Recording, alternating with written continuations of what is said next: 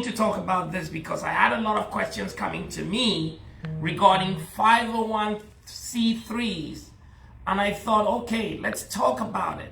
And like I said before, all our discussions will be based on requests. If people need something, you better work on it and make them get it. So that's what we're doing now. Today we're going to be talking about how to make your 501c3 work for you. How can we make it work for us? It's what we're talking about today. Thank you guys for coming on. Thank you guys for coming on. Keep sharing and let's get started. Okay, I will not take any more of your time. It's time to go. Let's get started. I'll start by a little word of prayer. Thank you, Lord, for bringing us together today. Father, you are Lord. We glorify your name. We thank you for giving us life. We thank you for giving us sustenance. We thank you for bringing us together today to talk about things that mean something to your people. Thank you, God, for those who are here today and for those who are still to join. God, may you inspire the communication so that it is a two-way communication so that people can learn. And I thank you for all the questions that came in. Father, I hope by the end of this session, we would have met your will. In Jesus' mighty name we've prayed. Amen, amen, and amen. So our question that comes to mind, I've got a lot of questions on this. And many people keep asking me, a lot of questions coming on 501c3s. But the first thing I wanted to answer you today is to tell you what these things are all about. Remember, today, like every other day, I have all these platforms. I'm available on Facebook. We are available on Instagram. We are available on Zoom, and also available on YouTube. So for those of you who are here, you are going to be, at times you might feel I'm not looking at you, but I'm looking at one of the platforms, and my focus is all on those who are on Zoom today. So please bear with me if I'm not. So the most important, the most common that we will come across. So what is a non-profit corporation? And what we're talking about today is specifically, there are over 30 flavors of 501c. There's C1, C2, up to C something. But the most common one, 99%, 97%, or whatever percentage is it, over the 90% of 501c corporations, tax-exempt corporations, are 501c3. And most of the clients, most of the people that I talk to, most of the individuals I talk to who deal with non-profits, they deal with 501c3s. And like I said, there are over 30 different types of charities, and the most commonly called the most common ones are the 501c3s.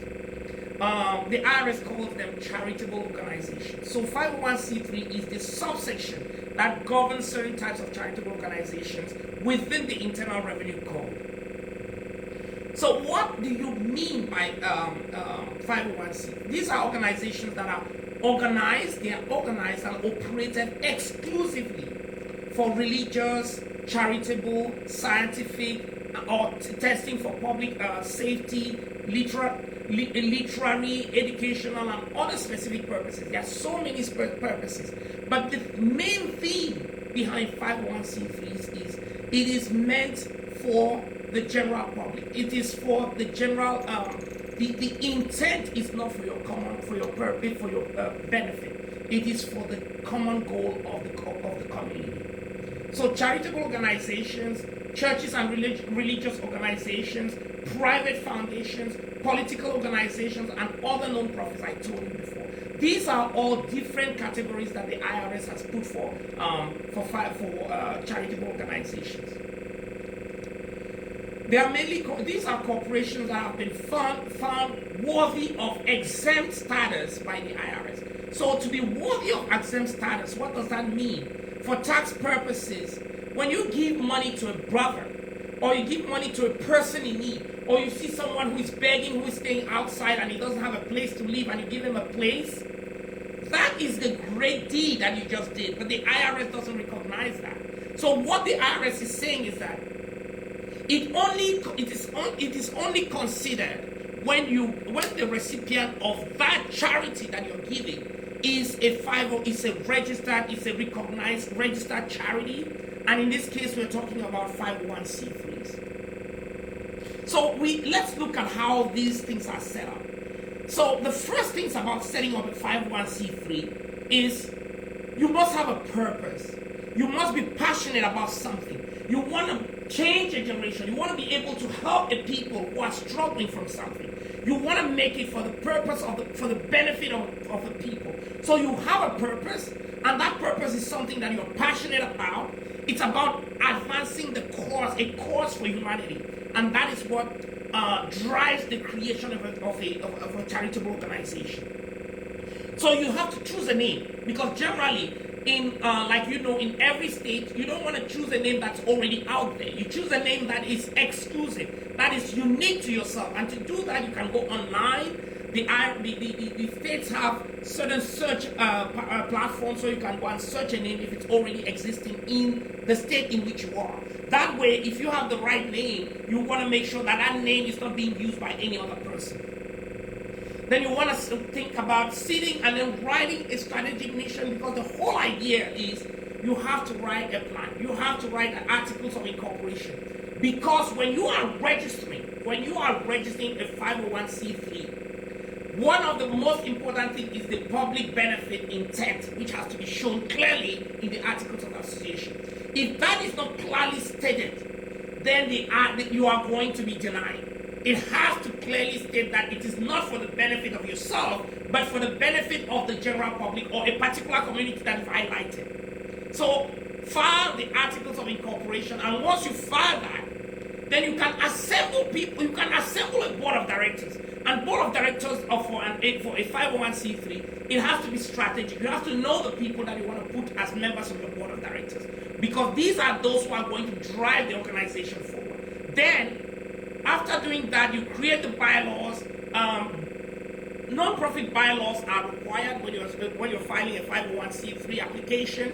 So you need to write the bylaws, and the bylaws, if they are not properly written, you might have a problem. That is where the problem is, because generally, the more ambiguous the bylaws of a non-profit is, if the bylaws are ambiguous, then it tends to take a longer time for you to get approved by the state.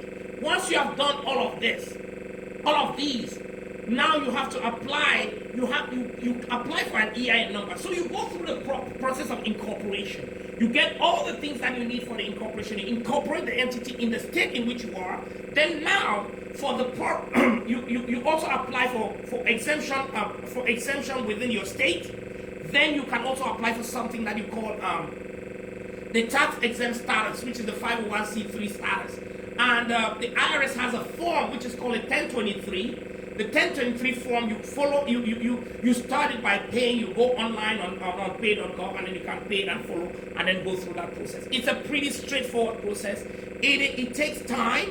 You have to be very, very thoughtful about it, and make sure that it meets the strategic intent, it meets your purpose, and then it also meets the requirement of the IRS for them to be able to award you that status of non-profit. So what are the benefits of a non-profit?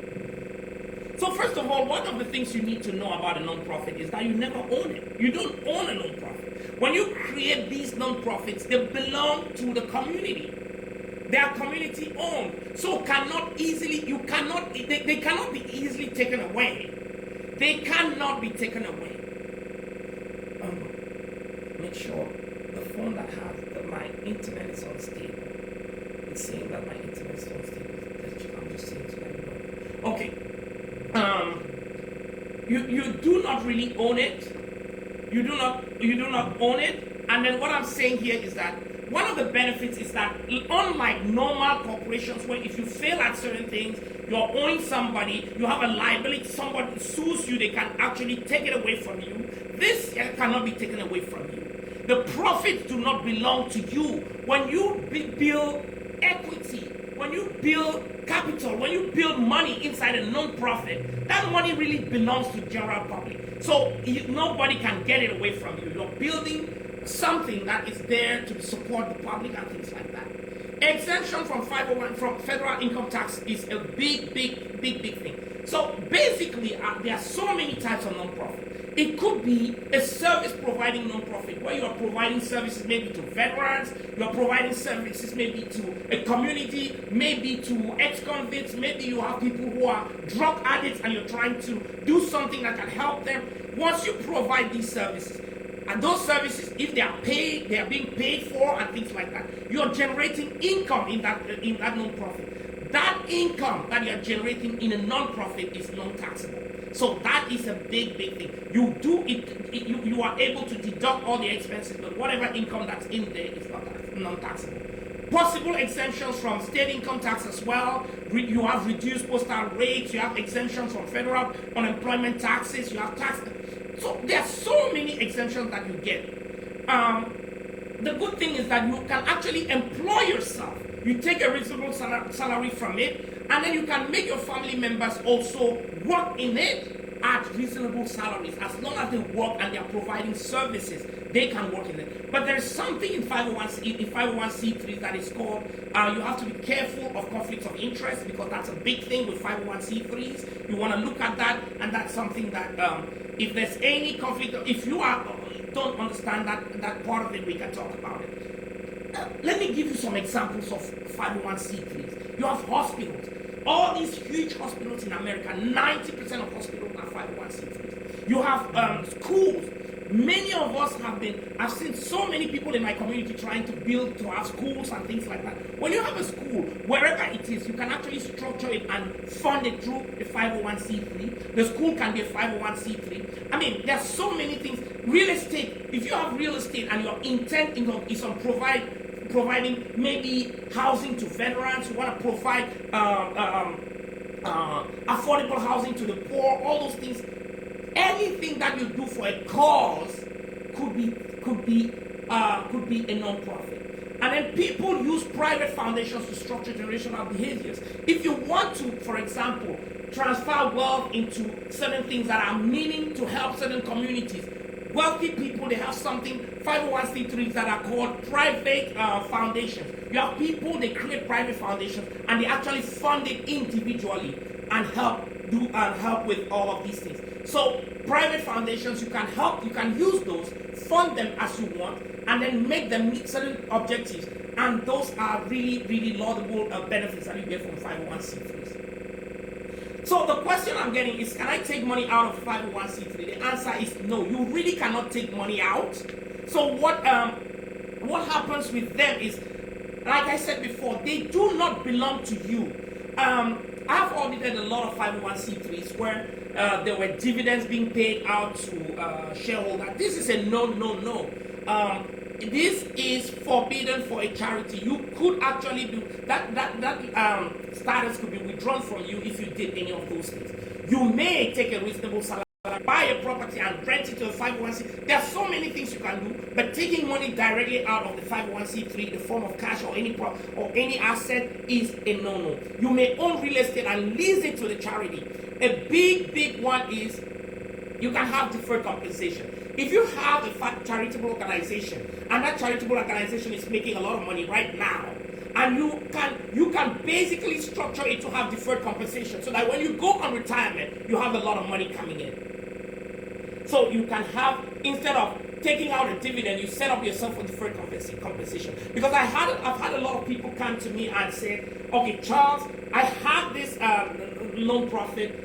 It's made money. I have clients who have this, non-profits that have about millions and millions of dollars in there. When they have all this money, and then the founder is asking me, Charles, how do I structure this to be able to benefit? You can take benefits in terms of deferred compensation. Just make sure that anything you're getting from the company is reasonable. It's reasonable based on the work you're doing.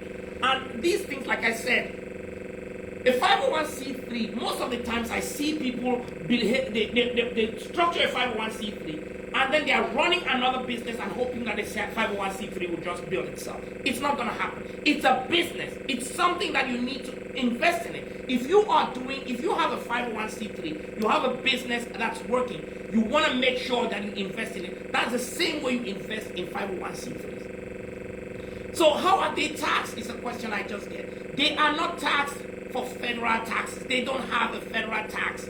And then in most cases, they are not taxed for state purposes. As long as you meet the purpose of that 501c3 and you're not getting any unrelated business income, and you're meeting the ethos, the main purpose of that non-profit entity, you will not be taxed at all. Not for entity, not for federal. What you should be careful though is that employees that are being paid by the 501c3, they still get to go through the normal process of paying their taxes, withholding taxes, and paying federal, all the different taxes that an employee would normally pay.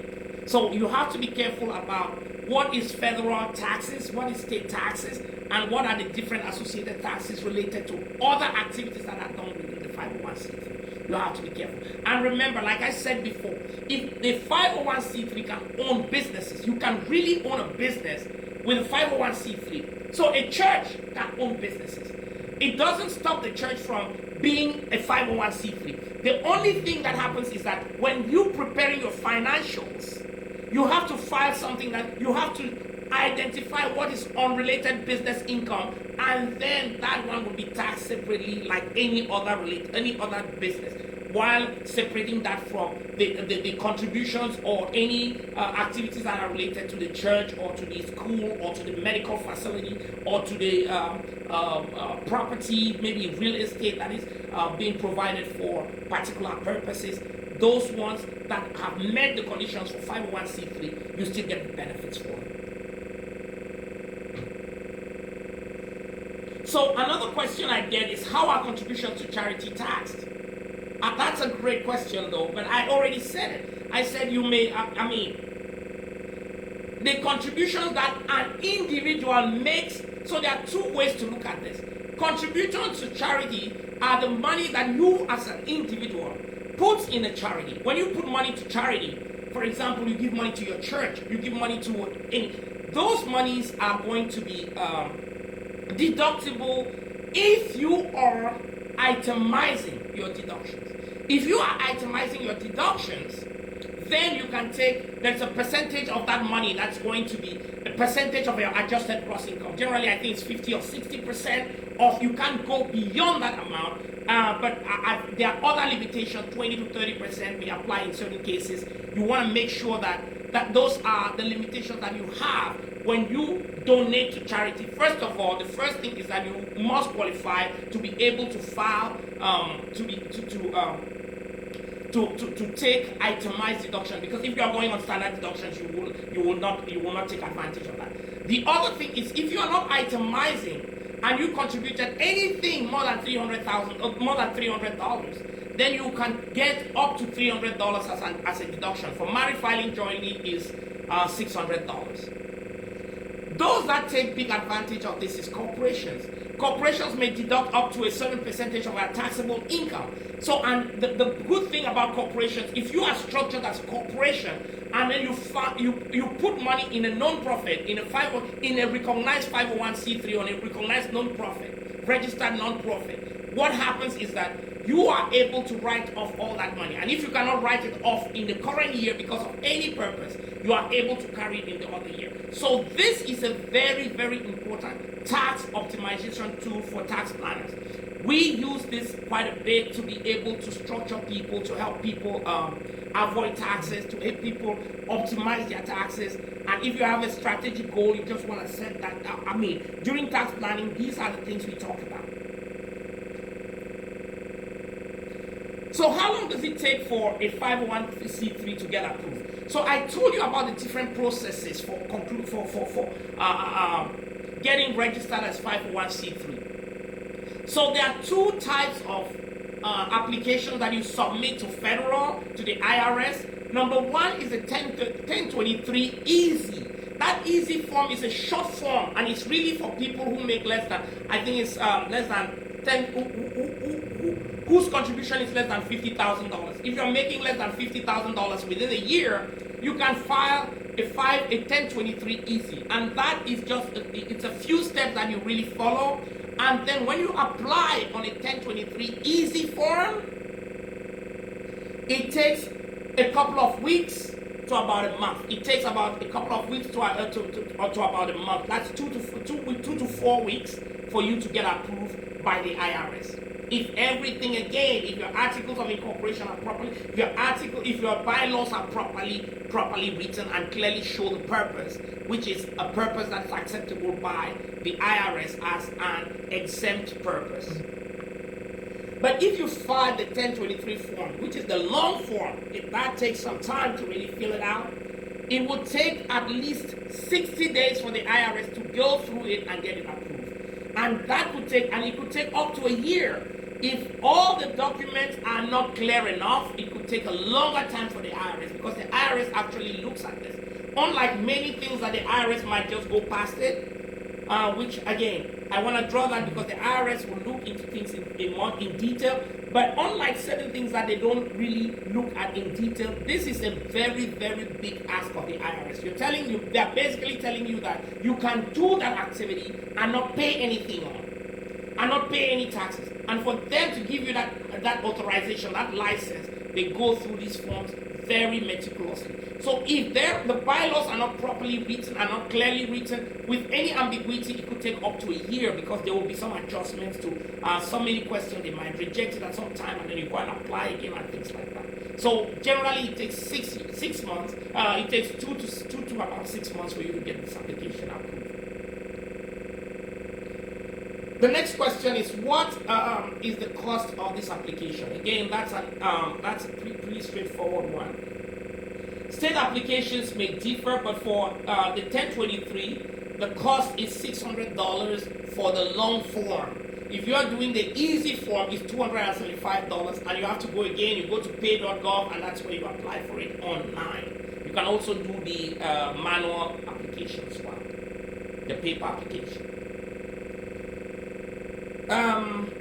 Another question I get is, how can I operate a business on a 501c3? Absolutely. I already told you about something called a UBI, which is unrelated business income. Unrelated business income is business that is not related to the purpose of that which you have been approved for. So you can own a 501c3, which is a business on its own, which is actually providing services to a particular community. That's number one. The other thing is, you can also own one which owns other entities. You can own a business under a 501c3. A 501c3, like a church, for example, a church can own businesses. Many churches own businesses. They run businesses in order to fund their activities. They run businesses. And when you run a business, what it does is that business activity, which is not part of that 501c3, is considered unrelated business activity, and it is treated separately. Give me one quick second. Let me make sure that we are all connected. Thank you, guys. I see a lot of people connected. That is great. Thank you so much for being here. Again, let's proceed here. So like I said, so for 501c3 can actually own a business. Here also, if the businesses donate money to charity, that donation is again. This is something that you will see quite often with the 501c3 itself. Can actually donate. It can give money to charity. It can give money to particular causes, but it has to be within the operation of the business. So to answer your question, can I operate a business under a 501c3? The answer is yes, but you have to make sure that you have to separate any unrelated business activity that is related to that charitable organization to other activity that is that is really within the purpose of that 501c3. So 501c3 are a powerful tax optimization vehicle. Give money to register to the registered foundation. So basically, if you have a registered foundation, let me tell you, for example, foundations are what most of the rich people that we have around, what they do, they own foundation. They have private foundation. This private foundation, as long as it meets the purpose of providing valuable service to a community, to people, and it's not for the benefit of its owners, then what does it do? Then it has it meets the criteria for a 501c3. And what that does, what they do is that they can actually channel their purpose over generations by using that private foundation. Those private foundations, they can basically use that foundation over generations and even make things happen. I've seen what most of them do. They actually have what we call endowment. You put that endowment, you fund the foundation through an endowment, and that endowment is there forever. So generations come and generations go, and they are using that money within that foundation. That is a powerful tool. And I know most of the rich, you will see foundations that are owned by rich, foundations that they use for charitable purposes. They all meet these criteria. So yes, the answer is definitely yes. I can operate a business on a 501c3. Another question that I get is, can I deduct the value of items I support refugees in Africa with? Can I deduct the value of items I support refugees in Africa with? Okay, this is very, very interesting. This is an interesting question that I got from someone. So, for example, those of you who are in Cameroon, I know we have this refugee problem where Cameroonians are. We have a lot of troubled regimes in Africa. We have troubled regimes in Africa, and people are running their refugees here and there. You can basically deduct the value of items only if those values were supported through a recognized charity in the United States. So what does that mean? If you took money, and then, for example, for Cameroonians who are on the platform, we have refugees in Nigeria, in the eastern part of Nigeria. If you took your money and sent it directly to support those refugees back there in Africa, and you gave it to them, or you sent bags of clothes to them, that is a very, very laudable thing. However, because you are not giving that contribution to a registered charity, you are not able to deduct it. So basically, what people do is that they look for foundations, they look for non-profits which are engaged in supporting those type of activities, and then they fund those non-profits, and then those non-profits can do that. I have seen a lot of cases where people take their money and then they send them to non-profits registered in Africa.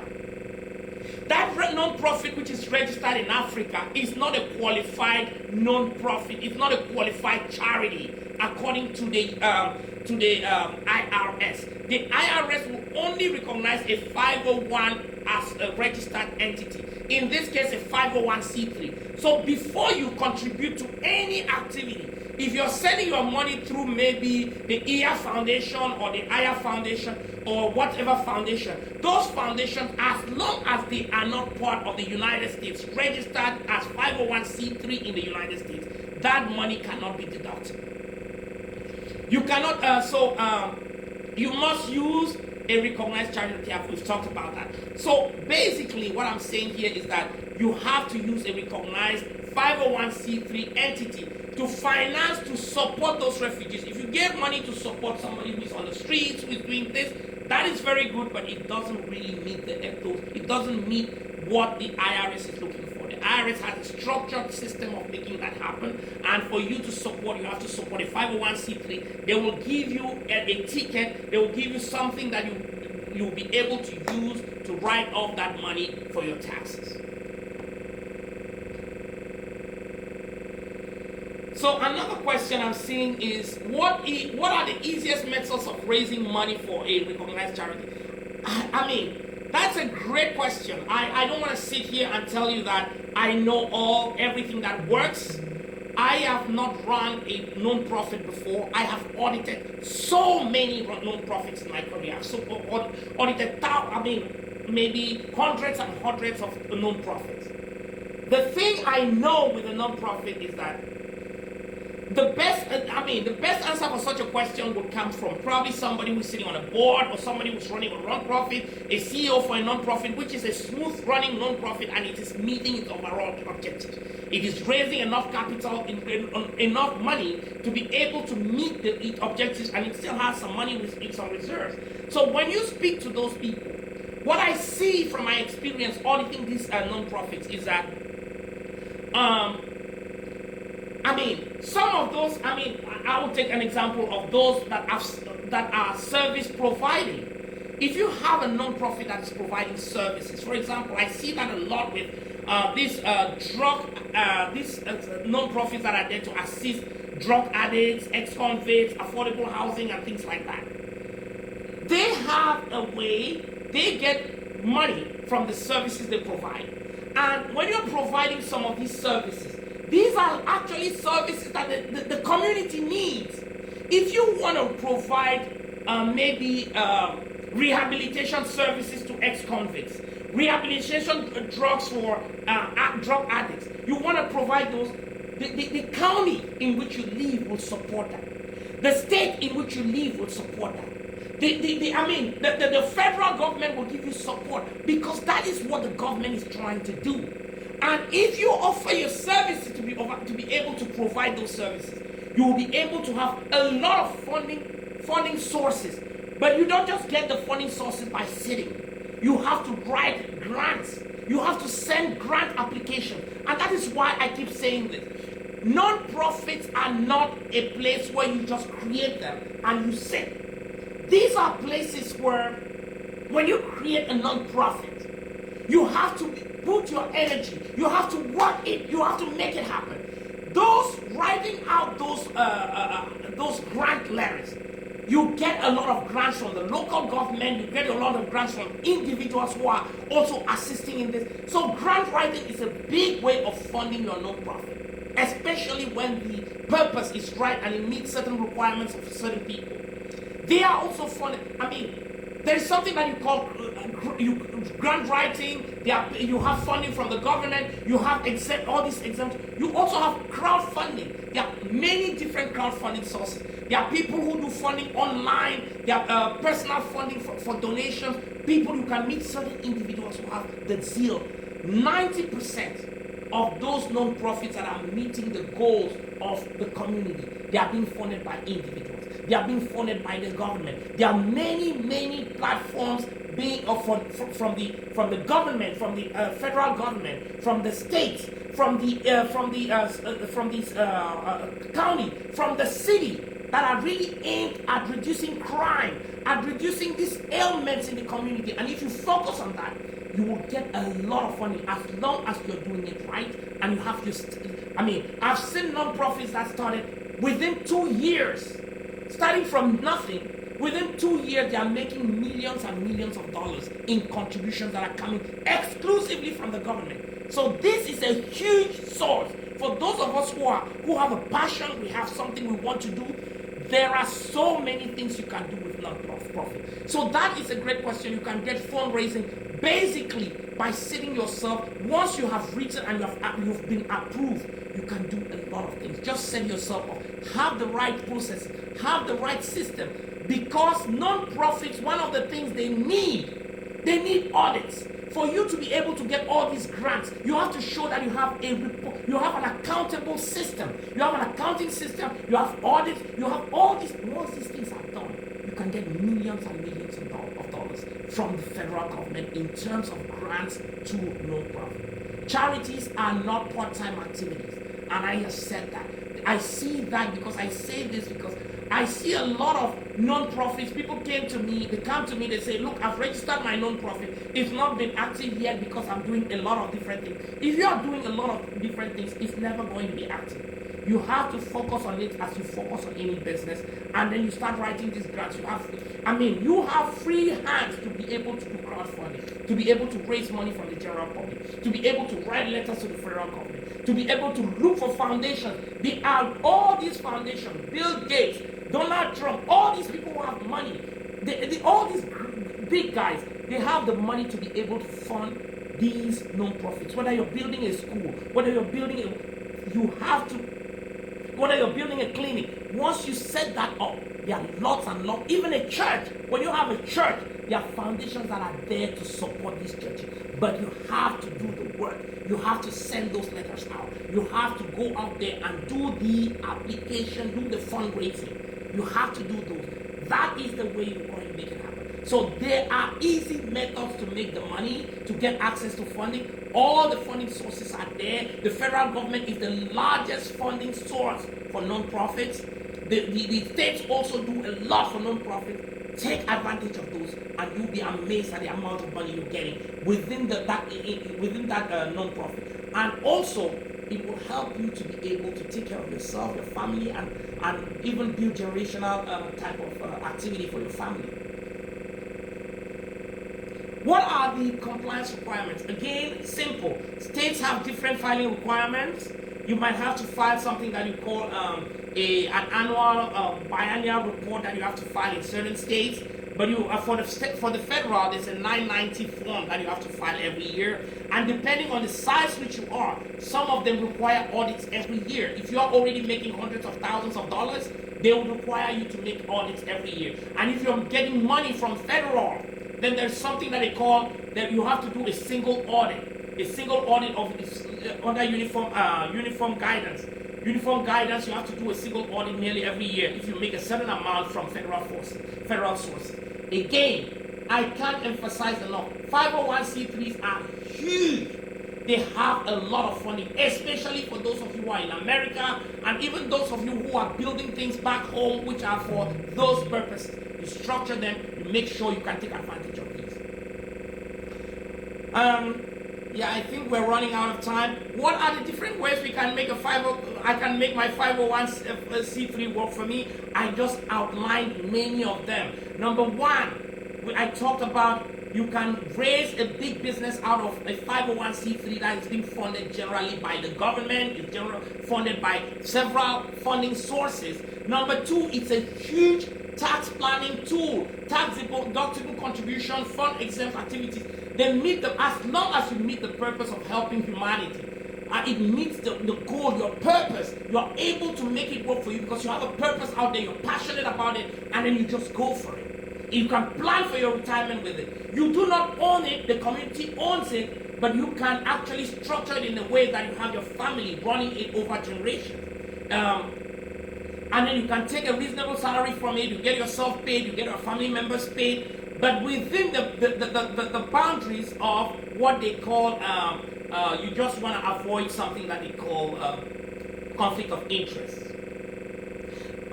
Schools, those of us who are interested in schools, hospitals, real estate, you can structure that as 501c3 and you get a lot of funding, you get a lot of material that are being donated to support that entity tax-free. People use private foundations to structure generational wealth, generational behaviors for years. You put what you call an endowment fund, and then for all the generations until etc. You never have to do anything. Those you have put that foundation for, they just keep benefiting, and they are just getting out of certain portions of that endowment. So this is what I wanted to talk about today. I know it's been a lot.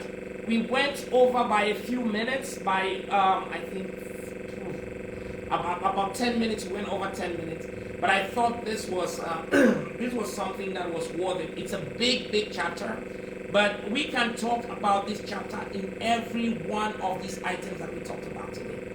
This is something that definitely works for us. We can use it to do so many things, and I thought this was answering some of the questions that I had over the week that I had before. These questions come to me by YouTube, they come to me on Instagram, they come to me on by email. So you can contact us. We are CHN advisors. We're here to serve you. We are also a firm that is dedicated to tax resolution. So if you're out there and you have a letter from the IRS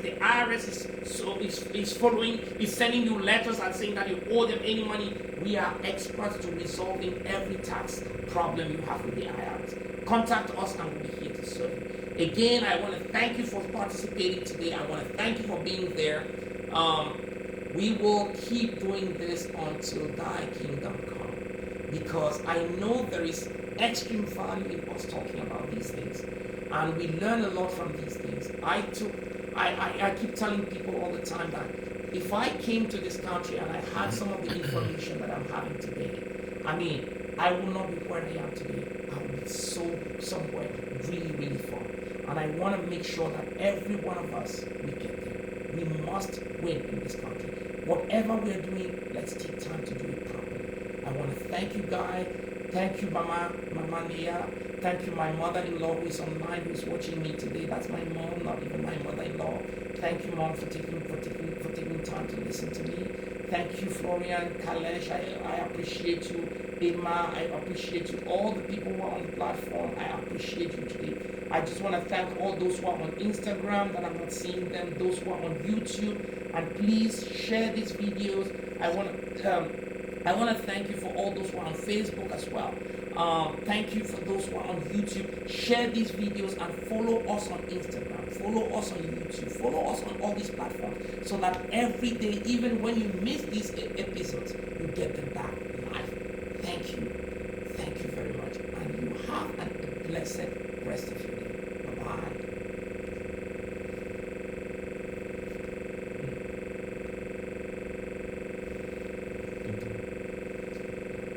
Okay.